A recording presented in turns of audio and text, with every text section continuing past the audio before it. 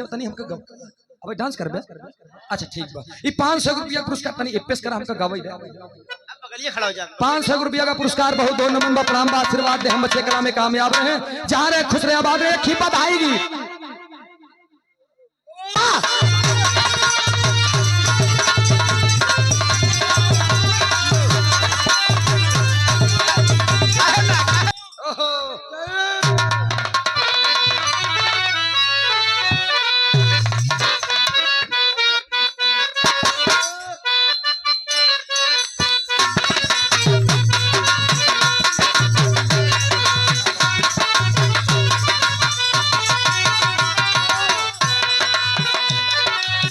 हमारे नंचू भैया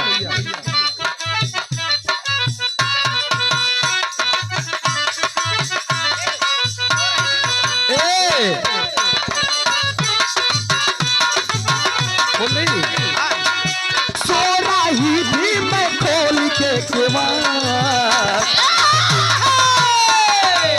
सोना ही भी मैं खोल के केवाड़ बेदर्दी चुम्मा लेके चले गए बेदर्दी दगा लेके चले गए बेदर्दी चुम्मा लेके मैं तो खोल के केवाड़ जहिया से देखली गोरी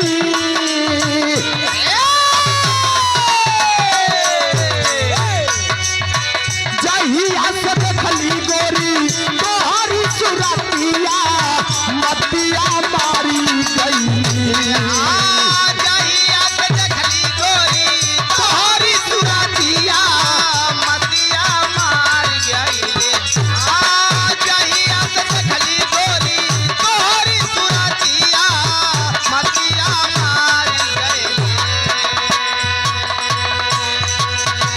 जहिया से देखली गोरी तोहरी सुरतिया मतिया मारी गईली करवट फेर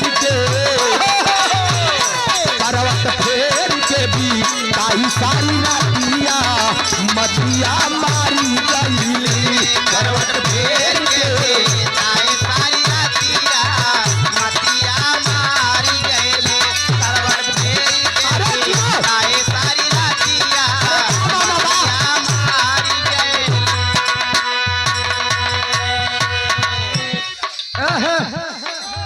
अरे देखे देखे मामा देखे देखे तू चीज बड़ी है मस्त मस्त तू चीज बड़ी है मस्त तू चीज बड़ी है एक मिनट ये तो हम मामा पर गाए थे ना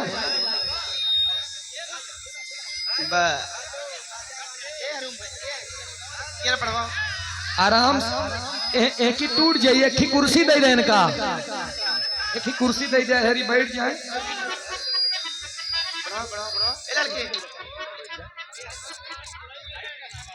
सुनील सुनील चौरसिया भैया हमरे नहीं ठीक बा 21 रुपया का पुरस्कार भैया के नमस्ते बा बार बार प्रणाम बा आप लोग इत्मीनान से बैठा बहन हम सुनील भैया के भी नंबर देते ही लेकिन है भैया गीत के लाइन में ही लड़का बताओ दमाई आदि शक्ति जगत जगदम्बा के चौड़ों में जाकर के अरदास करो धीरज भाई हेलो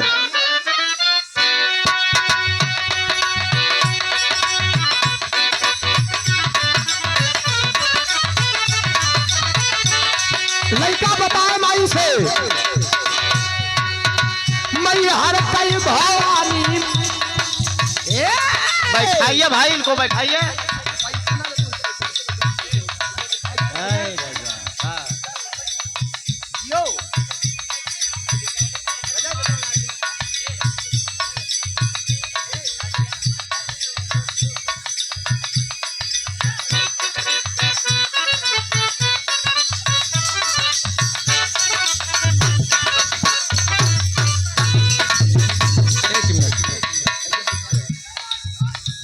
हेलो कलाकार के दांत तोड़ दे बैठ के नहीं है औका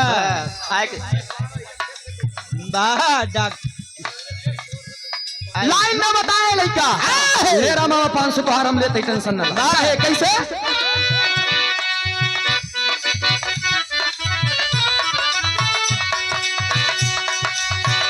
मैहर कई भवानी माई मोहनी मुरतिया बतिया माना हमारी मैहर के भवानी माई मोहनी मुरतिया बतिया माना हमारे मैहर के भवानी माई मोहनी मुरतिया बतिया माना हमारे। अरे वाह ई मुन्ना लाल मामा जी की तरफ से ये हमार पदे मामा लागत है। अब मामा हमारे इतनी समय मस्त है 500 रुपया का पुरस्कार देकर अपने भांजे का सम्मान किया। इसे बैठा रहा अब बैठे बैठे देबा एकर सम्मान और ये चीज अलगे बा। यार समय तोरे मामी को भूल गया तोरे दीदी की याद कैले ए भैया 500 रुपया का पुरस्कार छोड़ो में पहले की बहुत बहुत नमन बा प्रणाम बा आशीर्वाद दे हम बच्चे कला में कामयाब रहे की भांजा बा हो की भांजी दोनों जने के बराबर मामा ध्यान दे सब पीछे बैठा है कोनो दिक्कत बा नहीं लाइन में बताए कैसे आराम से हरिओम ले बना अपनी मध्यम मैहर कई भवानी माई मोहनी मुरतिया बतिया माना हमारी मैहर के भवानी माई मोहनी मुरतिया बतिया माना हमारे मैहर के भवानी माई मोहनी मुरतिया बतिया माना हमारे। मैहर कई भवानी माई मोहनी मुरतिया बतिया माना हमारी साजा साजया के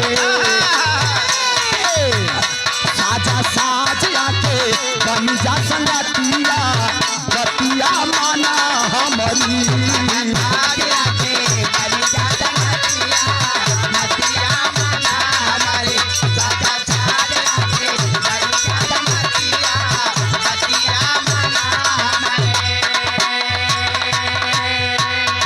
तेरी ज्योति से नूर मिलता है अरे तेरी ज्योति से नूर मिलता है गमे दिल को सुरूर मिलता है मैंने सुना नहीं बल्कि देखा भी है माँ तेरे द्वार पे जो जाता है उसे कुछ न कुछ जरूर मिलता है माँ चाहे माँ एक ऐसा शब्द है ध्यान दीजिएगा आप माई के ममता के कोनो मोल नहीं बा वो अनमोल बा माँ चाहे तो दरिया को समंदर बना दे माँ चाहे तो दरिया को समंदर बना दे छोटे से कलाकार को कलंदर बना दे मेरे मैया में वो तासीर है यारो जिसे चाहे उसे मुकद्दर का सिकंदर बना दे पहले अंतरे में बतावल गई लास्ट की अरदास करत बलैका का बताए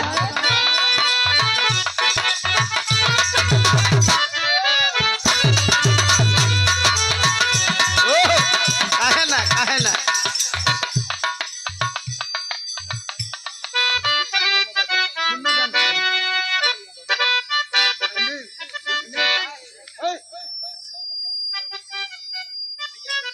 मुन्ना लाल 100 रुपया का पुरस्कार अगर हमका तोहका पता हो तो ये हाल में हो गया बात धोखा ठोका था तोहका हुआ अरे जाना कहाँ हम खूंटा ठोकत ठोकत खूंटा ही एक खूंटा हो गया है कहो अच्छा ये एरिया में जब भैंस वही समार हेराई जाए तो यहाँ तक हम हेरा ही आई थी रुचि नंचू हलवाई भैया हरन के मान ले आज संपर्क हो गया एकरे पहले अगर संपर्क हो तो पूछबे करी भैया देखा 8-10 भैंस जाती यहाँ 2-4 पड़वा है सारे में 3-4 ठियोसर यहाँ 2 लागत यहाँ ध्यान दिया होकर एक जाए तो हर मौसी हैरान रही तब वो हेरे जाए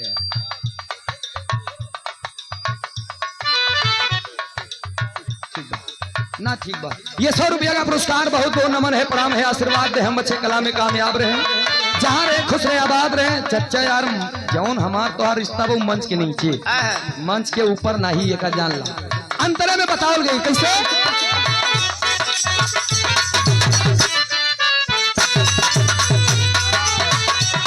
दास का है सुर नार मुनि माई गावाले भजनिया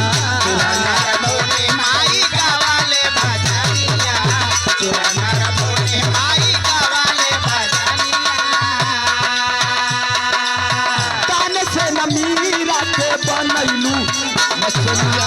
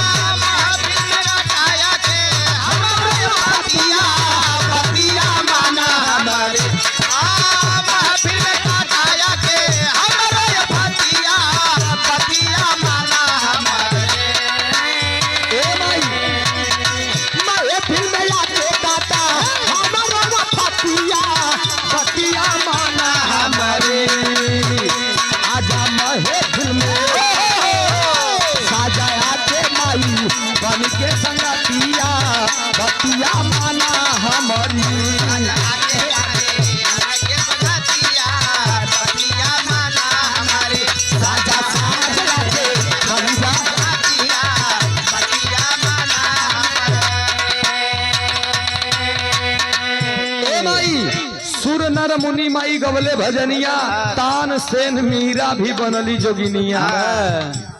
महफिल में काटा माई हमरो फतिया बतिया, माना हमारी आके साजा देवी, आके साज साजा बन के संगतिया बतिया माना हमारी।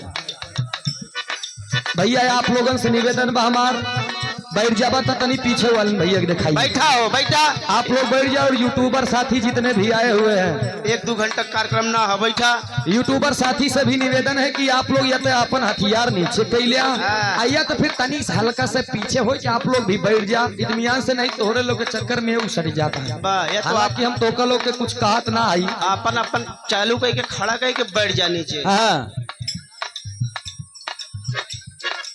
मौजीलाल चनौआ से 21 रुपया का पुरस्कार, नमस्ते बा प्रणाम बा। और झूसी की धरती से इनका बैठाई, हाँ हम बैठा हुआ थी। बैठ जा भैया, बैठ जा आप लोग। 51 रुपया का पुरस्कार पंकज भैया हमारे झूसी से, 51 रुपया का पुरस्कार। बहुत बहुत नमन है, प्रणाम है, आशीर्वाद की आकांक्षा एवं प्रतीक्षा बा। एक छोटी सी बात, ये सोशल मीडिया है, एक न धीरज भैया, ये सोशल मीडिया है, आप लोग जानते हैं। आज ये मंच पे कलाकार जो गा रहे हैं, आज का वो दौर हो गया है कि कल आपको घर बैठे ही यूट्यूब पर देखने को मिलेगा। रुचि यादव जी ने क्या गाया है और सूरज यदुवंशी ने क्या गाया है। लेकिन सभी यूट्यूबर से मेरा ये अनुरोध है भाई, आपको मेरी बातें बुरी लग सकती हैं, इसलिए लग सकती है क्योंकि मैं बोलता जो हूँ, पहली बात तो बोलता ही नहीं, और अगर बोलता हूँ तो एकदम सामने, इसलिए कि जिसे मुझसे इतराज है, जिसे मुझसे दिक्कत है, मेरे गीतों से, मेरे गानों से, मेरे चेहरों से, मेरी आवाज से, तो साहब मेरे कार्यक्रम में आप लोग मत आइएगा। लेकिन अगर आइएगा तो मेरी भी गीतें आप लोग यूट्यूब पर चढ़ाइएगा, लाइव चलाइएगा। अगर आपको ये लगता है कि सूरज यदुवंशी की गीत नहीं, खाली बगल के पार्टी में कोई भी हो, मुझसे इससे लेना देना नहीं है, लेकिन अगर आप मेरे कार्यक्रम में आ रहे हैं तो आप उसमें गीत डालेंगे। ये अब ये कुछ लोग कहेंगे अच्छा कौनो भड़वा जी का जन्म न करी मनई, वो लिखी है जरूर कि सूरज यदुवंशी को घमंड हो गया है। अरे यार 11 साल हो गए हैं मुझे विराट दुनिया में आए, उस समय एक भी चैनल नहीं लगते थे, बड़े बड़े दंगल हमने गाए थे उस समय। जमीनी कलाकार हूँ, मुझे चैनल से कोई लेना देना बहुत ज्यादा होता नहीं है, क्योंकि न तो यूट्यूब चैनल, न गंगा चैनल, न दंगल चैनल, मैं पब्लिक चैनल का दीवाना हूँ और पब्लिक चैनल का गाने वाला कलाकार हूँ, और जो पब्लिक चैनल को जीत लिया वो हर चैनल का विजेता है। इसलिए बहुत बहुत नमन करूंगा, आप लोगों का सम्मान है, सादर सम्मान है, लेकिन भाई जी से मुझसे दिक्कत है, आप मत आइए। बहुत बहुत धन्यवाद। गीत पे आप क्या बताओ काका, आइए।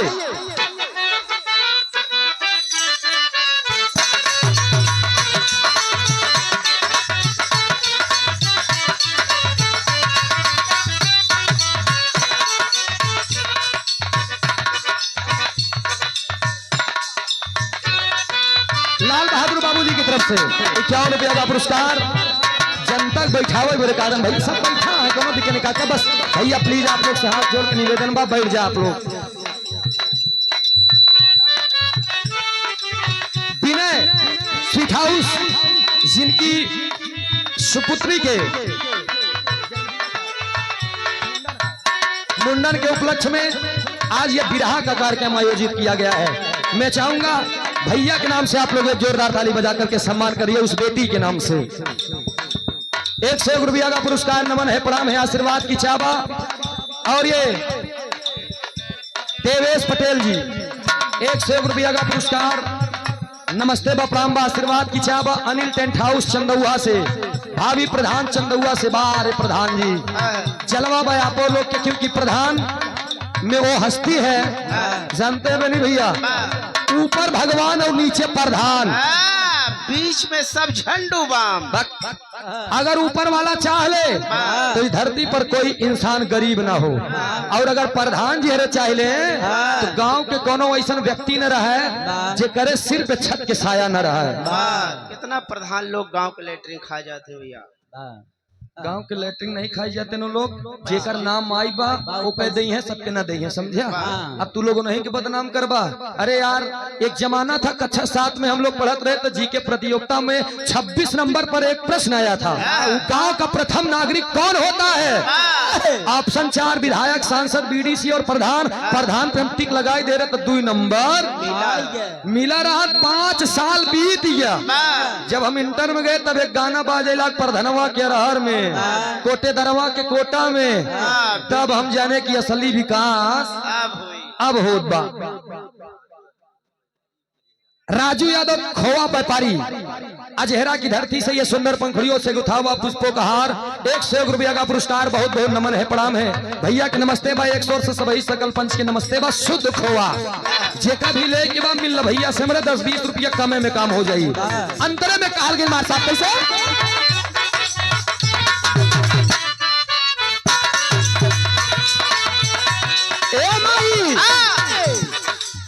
सर धासी ले ही आके फेरी ला माला,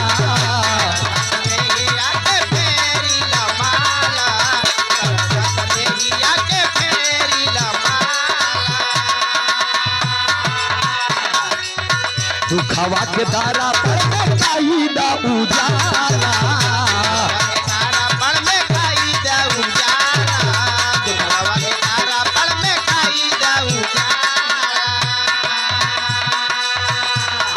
स्वर लाय साजाया के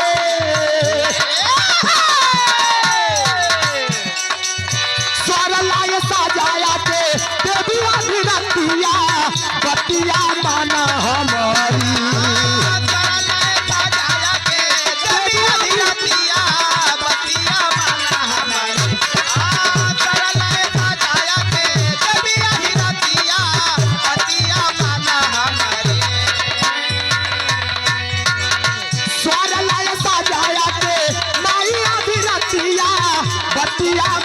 हमारी साजा साज आके, साजा साज आके बन जा संगतिया बतिया माना हमारी।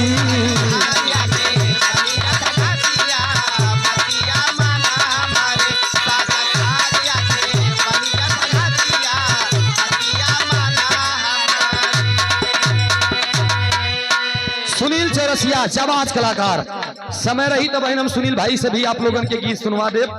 ये बहुत से माया का पुरस्कार, सुंदर पंखुड़ियों से गुथा हुआ पुष्पों का हार। माई भगवती हर मोड़ पे तरक्की दे भाई, जहाँ रहे खुश रहे आबाद रहे, तोरे जज्बा के सलाम बा। इतना ऊंचा मंच बा हमका लोग के चढ़े में दिक्कत होता, लेकिन वो किस नहीं है नेकी से चढ़ के बैठे। बहुत दो नमन बसे आशीर्वाद की चावल। लेकिन है भैया माई के वंदना, माई के बखान कितना करबा, इस सरजमी कम पड़ जाएगा, ध्यान दे आप। पूरे सरजमी को आप एक कोरा कागज का टुकड़ा मान लीजिए, जमी पे जितने भी वृक्ष हैं उनको आप कलम मान लीजिए, समंदर के पानी को स्याही मान लीजिए, फिर भी माँ की गाथाओं को लिखेंगे तो ये धरती, ये पेड़ और पानी कम पड़ जाएगा दोस्त।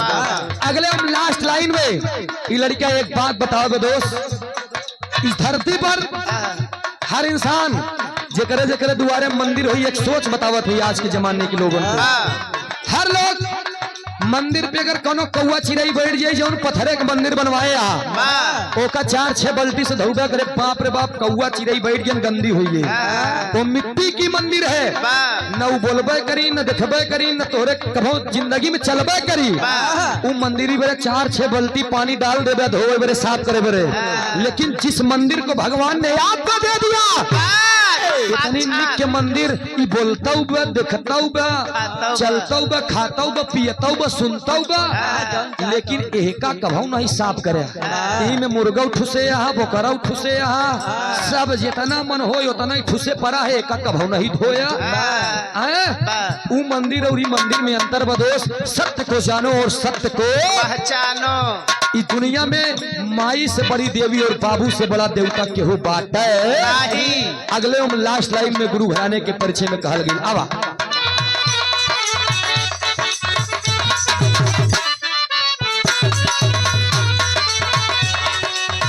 गुरु रामधार है गुरु राजा राम हो, रामधार है गुरु राजा राम हो, गुरु रामधार है गुरु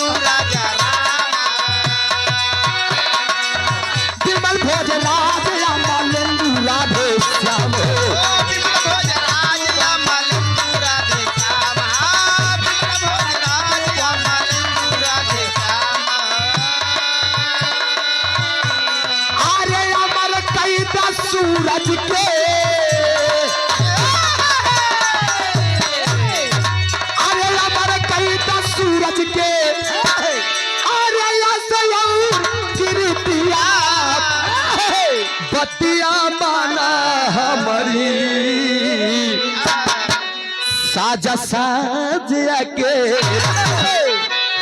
अरे साजा साज के बन जा संगतिया बतिया माना हमारी